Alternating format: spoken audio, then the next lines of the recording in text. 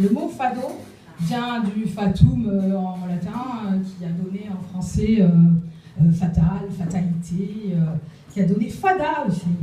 Ouais. Voilà. Et le fada, c'est quoi? Le fada, c'est qui plutôt? C'est nous. Voilà. Le fada, c'est celui qui a été touché par les fées. Fada, en provençal, ou en occitan, si vous voulez. Fada aussi en portugais. Ça venait ada en espagnol, fée en français. Et les fées, qui sont belles. Tu vas dire encore c'est bon. Ah, non. Les fées, ce sont ces êtres merveilleux qui viennent au moment de la naissance d'un être humain et qui se penchent sur son berceau et qui disent voilà, alors, toi, tu seras très belle et très intelligente et très sensible et tout. Et puis il y a Carabosse qui arrive et qui dit oui, mais à 15 ans, tu vas te piquer le doigt sur un rouet, tu vas mourir. Et en plus, tu vas passer dans un film de Walt Disney. Alors les autres, non, mais en fait, pas du tout, tu vas pas vraiment mourir, tu vas juste t'endormir pendant 100 ans, tu vas attendre ton prince charmant pendant 100 ans, sans sentir ta douleur. Et... Non, c'est ça. Donc, voilà, le destin, le fado, c'est comme ça, il se construit petit à petit. Mais ouais, la définition du fado que j'ai préférée, je l'ai entendue dans un fado qui s'appelle Fado Curvo, que chante Marisa, et qui dit o fado é jogo que Deus criou inspirado. Et, enfin, j'aime beaucoup cette définition parce qu'elle est très proche de ce que je pense, de ma vision de la vie. C'est-à-dire, la traduction, c'est le fado est un jeu que Dieu a inventé un jour où il était inspiré. Et il nous a mis, nous, ça se poursuit comme ça, il nous a mis, nous, sur cette terre pour qu'on puisse jouer au fado. Avec lui, quoi. Non, il s'ennuierait. Donc il a créé les êtres humains pour ça, pour pouvoir jouer au fado. Et moi, j'ai toujours pensé que le fado, c'était... Enfin, que la vie, pas le fado vraiment, mais la vie, c'était un jeu, une sorte de jeu d'échecs. C'est-à-dire que la vie te joue son pion et te met dans une situation, et toi, en fonction de ça, tu vas jouer autre chose. Et alors, la vie dit, ok, t'as joué ça, bon, bah écoute, alors on va faire comme ça. C'est-à-dire que c'est ça, le fado, c'est pas Mektoub, c'est pas le chemin est tout tracé, tu traces petit à petit. C'est ce qui est écrit dans le dessin, là, quelqu'un qui me demandait la traduction. Je me souviens pas de la traduction exacte, mais c'est ça, quoi. C'est que au fur et à mesure qu'on avance, on écrit son fado.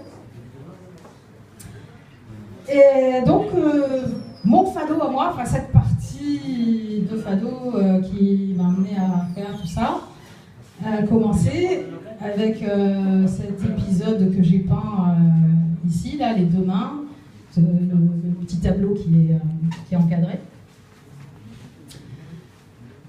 Et donc la partie a commencé parce que la vie m'a poussée à sortir de chez moi qui suis hyper casanière, enfin pour sortir de chez moi il faut un treuil. Et là je suis sortie, j'ai traversé toute la ville, je suis allée, me suis retrouvée sur une terrasse de restaurant où il y avait plein de monde que je ne connaissais pas. Et je me suis plantée là et je me suis mise à pleurer. Et je pleurais tranquillement. Quand une main s'est tendue vers moi, et une voix réconfortante qui me dit « Pleure pas, camarade ».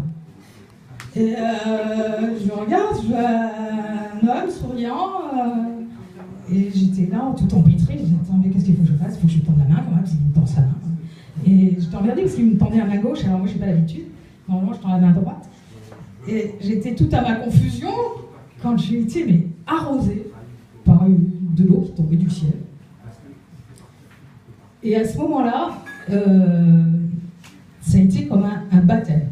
C'était l'éveil. Ça a réveillé en moi des émotions, des sentiments que j'avais bien enfouis, bien profonds. Je ne voulais surtout pas revoir ressurgir. Mais bon, on ne commande pas. C'est ressorti. Et j'ai essayé de la jouer, cette partie de fado, et je crois que j'ai été assez nulle, hein, ou alors j'ai pas bien compris la stratégie de la vie. Parce que moi, j'avais été bien trempée par cette eau de vie qui tombait du ciel, mais alors, le propriétaire de la main, de la voix, et du sourire et tout le reste, peut-être été un petit peu éclaboussé, mais c'est séché, bon, pas grand-chose.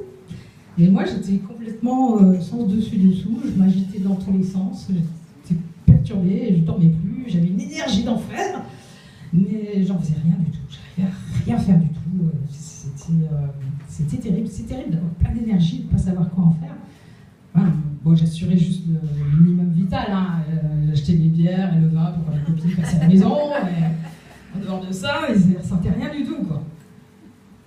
Jusqu'au jour où je vois sur Facebook, parce qu'entre-temps, je me suis mise sur Facebook, parce que c'est un peu le seul moyen d'avoir un peu un lien avec le propriétaire de la main et tout ça.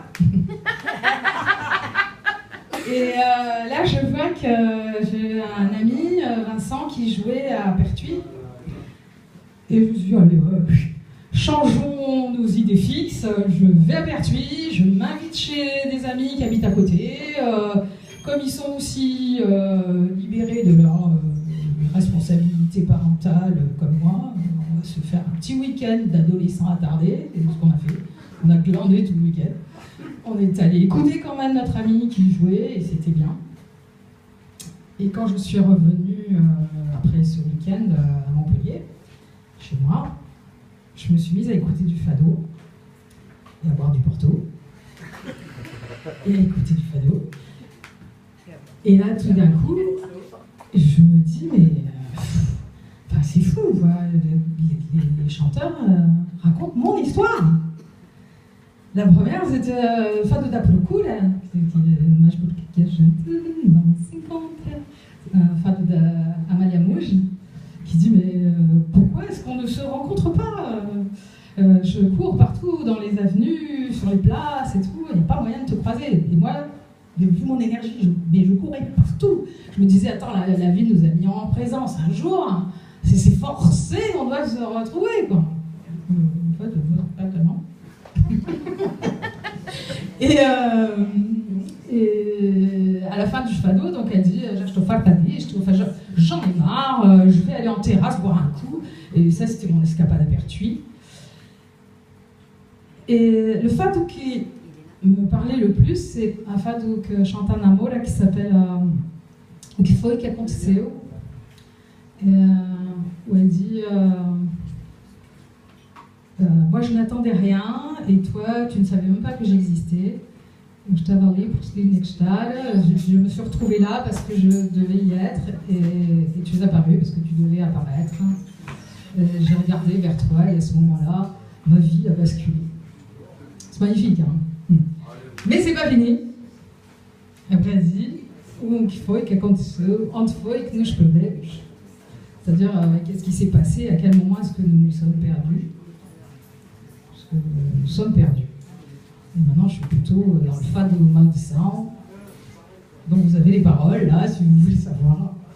Voilà, je fais un petit classeur avec les paroles de fado que j'aime bien, et avec des traductions de mon cru, avec les relectures de certaines copines, avant d'avoir bu.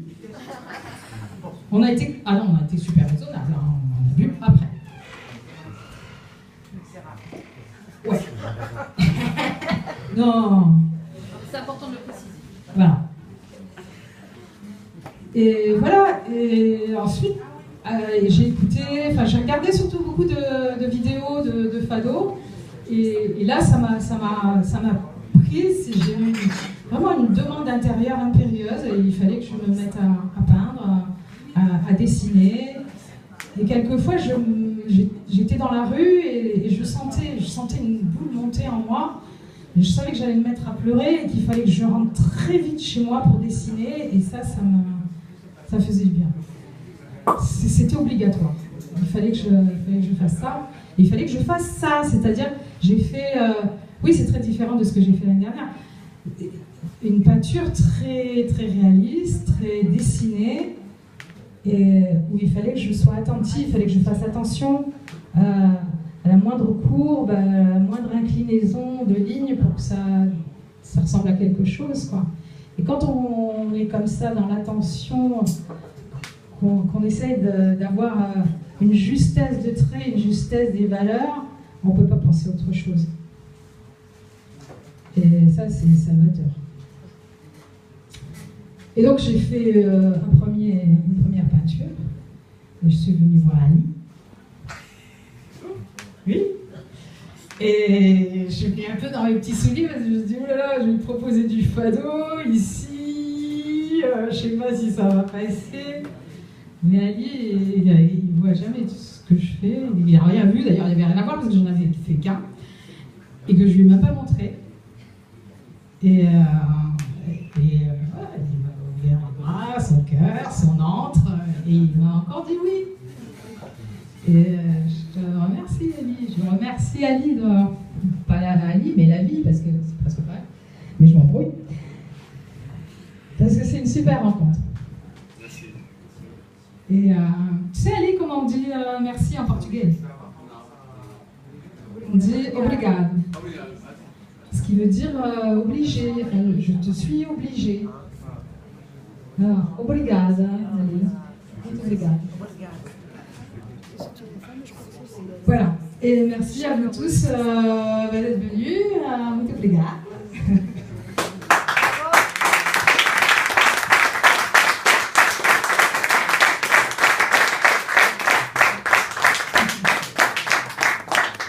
J'espère que vous avez vu aussi, il y a les tableaux, mais il y a des dessins, parce que je suis assez contente de mes dessins, je les aime bien, donc j'espère que vous n'avez pas raté. Et puis